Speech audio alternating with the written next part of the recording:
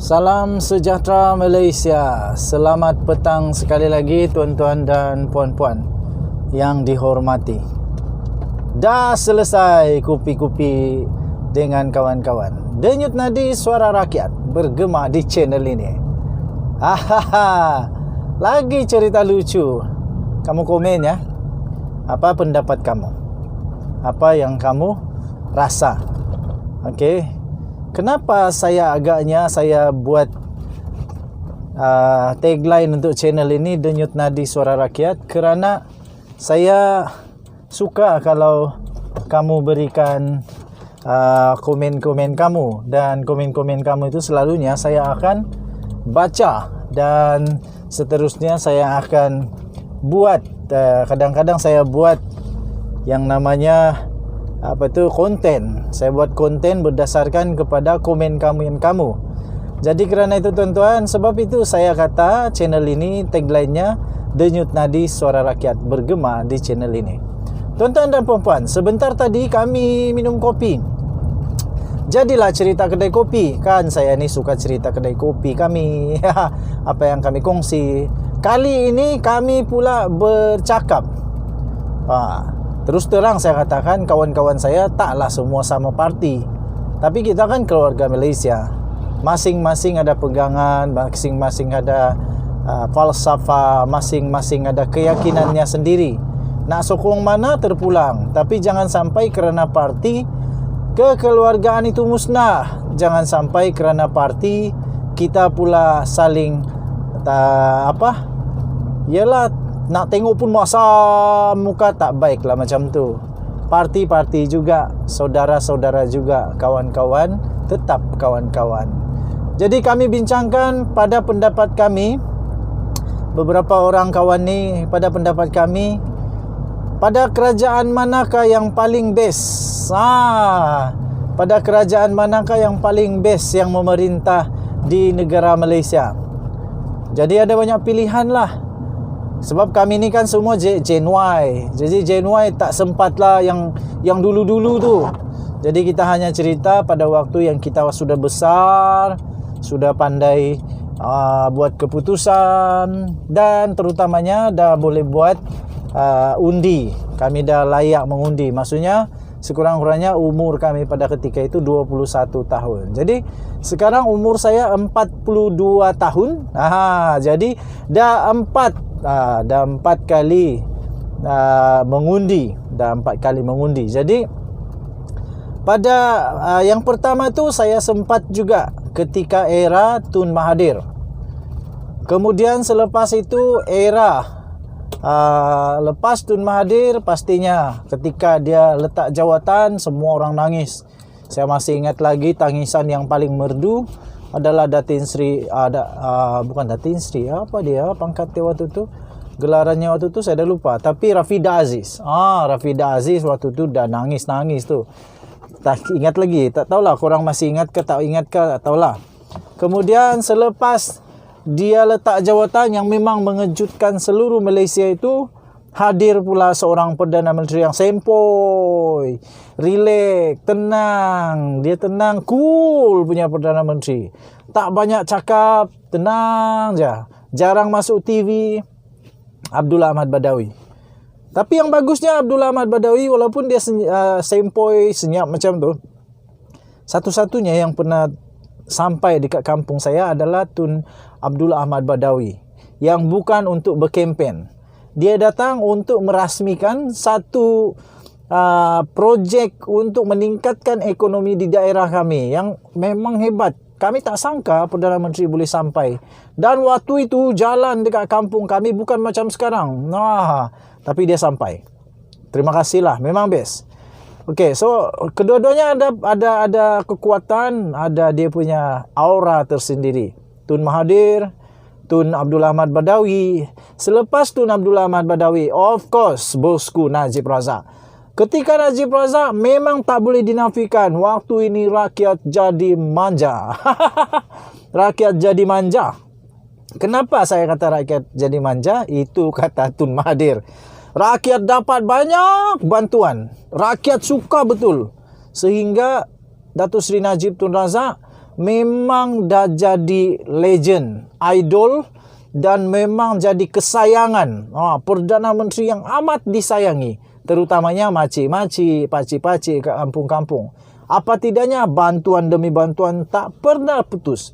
BRIM, Bantuan Rakyat Satu Malaysia, banyak lagi bantuan-bantuan yang lain yang kalau nak tulis, selembar tak habis.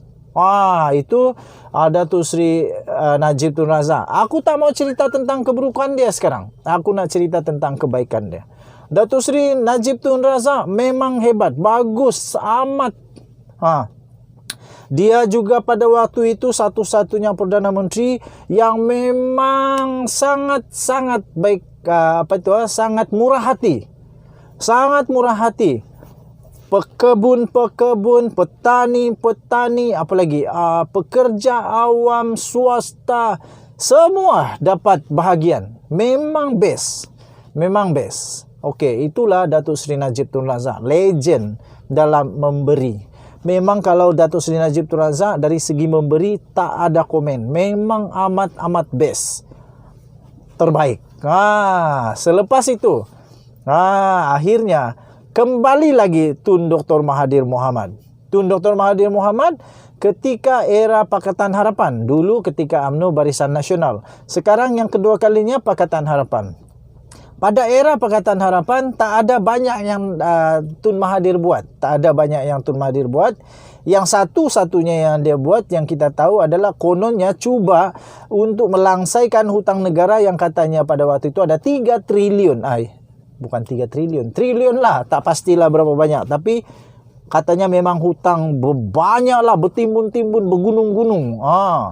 Jadi tak ada yang nampak sangat. Kemudian tumbang Pakatan Harapan, muncul Tan Sri Muhyiddin Yassin sampai digelar Tok Abah. Tok Abah pun sama seperti Najib. Tok Abah memang memberi.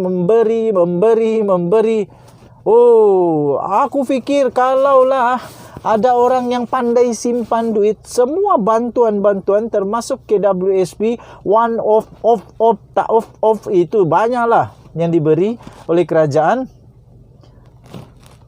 Aku tak silap kalau kira semua tambah banyak bantuan, dah boleh siap pun satu rumah kecil. Betul ni, betul. Tuan-tuan dan puan-puan, dah boleh siap satu rumah kecil yang standard untuk tinggal suami isteri di kampung. Kalau nak beli kereta pun dah boleh. Dah boleh cash kereta. Kalau kereta dalam 20,000, saya fikir dah cukup untuk beli. Jadi itu ialah Tan Sri Muhyiddin Yassin. Tok Abah memang mantap. Bagi berpuluh-puluh bilion untuk negara. Yang terakhir, selepas dia ditumbangkan, kesian jugalah. Tak sangka begitu sekejap. Tumbang muncul naik semula daripada UMNO BN, iaitu Ismail Sabri Yaakob. Ismail Sabri Yaakob pun lah ni bakal menjadi seorang lagi yang memang suka memberi. Buktinya tak lama selepas jadi Perdana Menteri dah beri bantuan dekat rakyat, banyaklah dibantu, terutamanya yang paling rakyat akan ingat selama-lama saya fikir adalah apabila beliau mengumumkan kerajaan meluluskan kerajaan meluluskan ringgit Malaysia 10,000 one off daripada KWSP. Jadi kami pun berfikirlah kerajaan mana yang terbaik. Jadi timbang punya timbang, akhirnya tak ada seorang pun yang dapat buat kesimpulan kerajaan mana yang terbaik. Tuan-tuan dan puan-puan, saya pun fikir begini. Setiap kerajaan ada kekuatan, setiap kerajaan itu ada dia punya kelemahan. Tapi bagi saya, selagi tidak buat salah, selagi tak ada kesalahan, selagi itulah beliau akan diingat selama-lamanya. Walaupun salah, tetapi janganlah terlampau negatif sehingga tak ingat langsung jasanya pula. Tuan-tuan dan puan-puan, berikan pendapat kamu. Mana satu kerajaan yang terbaik bagi pendapat kamu? Okay, so dalam pendapat kami tak tahu. Masing-masing punya ada. Jadi secara peribadi untuk saya, kalaulah untuk saya secara peribadi, kalaulah Datuk Seri Najib Tun Razak tak terpalit dengan kes-kes mahkamah macam sekarang ini, saya fikir Datuk Seri Najib Tun Razak adalah yang terbaik bagi saya. Kenapa? Sebab memang bantuannya banyaklah yang boleh bantu. Okey, tapi malangnya di akhir daripada kirinya sebagai Perdana Menteri terpalit pula dengan rasuah, penyalahgunaan kuasa, penyelewengan wang, pengubahan wang haram, banyak lagi. Dan hutang kepada lembaga hasil dalam negeri banyak lagi. Tuan-tuan dan puan-puan, apapun jasa beliau kita akan tetap kenang. Tuan-tuan dan puan-puan, berikan komen kamu, apa pendapat kamu. Denyut Nadi Suara Rakyat bergema di channel ini. Kita jumpa lagi pada berita akan datang. Ini bukan berita, ini sekadar untuk perkongsian. Kita jumpa lagi. Selamat petang Malaysia. Bye-bye.